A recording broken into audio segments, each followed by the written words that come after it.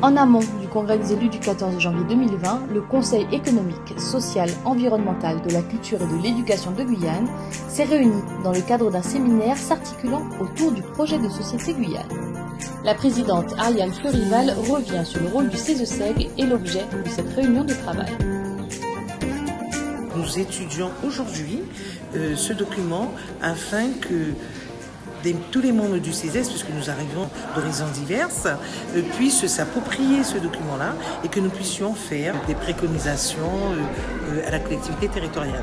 Un séminaire qui s'inscrit dans la continuité d'un premier rendez-vous organisé en janvier 2019 et dont le vice-président Franck Krivski nous dresse le bilan. Ce qui a été retenu en 2019 et d'ailleurs qui est repris cette année aussi, c'est une vision prospective. Ça veut dire que l'on ne met pas en place un projet sans avoir une vision globale à long terme.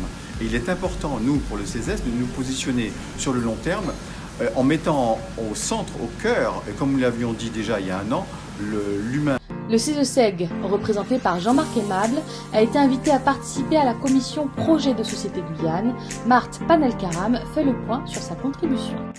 On en tire un bilan positif. C'est la première fois que nous avons pris part à de tels travaux. Et puis surtout, nous avons été très présents et très actifs, contributeurs à chaque fois.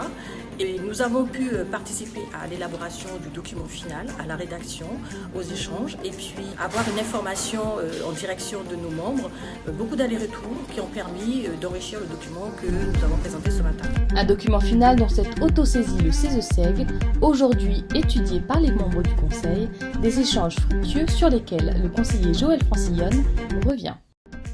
Il faut dire que c'est une très belle session de travail qui, je pense, était fort nécessaire parce que le CESE Guyane, qui représente je dirais, la diversité civile de notre société guyanaise, ne pouvait pas être absente de ce débat. Alors elle a déjà été présente dans la commission ad hoc, mais il était nécessaire que l'ensemble des conseillers puissent échanger, se faire une opinion et essayer de porter leur pierre à l'édifice qui est en train de se bâtir, cet édifice qui est la Guyane de demain. Donc il était nécessaire aujourd'hui qu'on puisse discuter et je crois qu'on a des échanges de bon niveau, de bonne qualité, de vraies questions sur sur le document, sur ce qu'il amène, sur la mise en œuvre, sur exactement quelle est la Guyane de demain que l'on veut construire.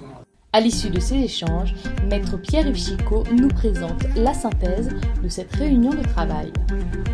La synthèse du séminaire d'aujourd'hui s'articule globalement autour de deux points.